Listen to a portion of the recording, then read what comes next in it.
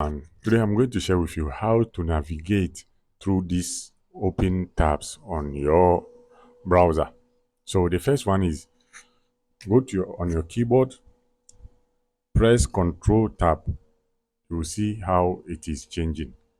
Navigation, you can see this.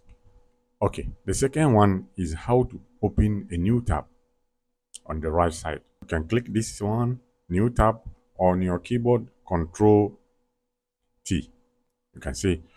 The next one is you can reopen closed tabs. Like for instance, if I close all these tabs and I come here, right click on the tab here and go to reopen closed tab, or shortcut Control Shift T.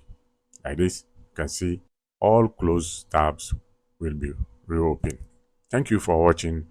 If you have enjoyed the video, please subscribe to our channel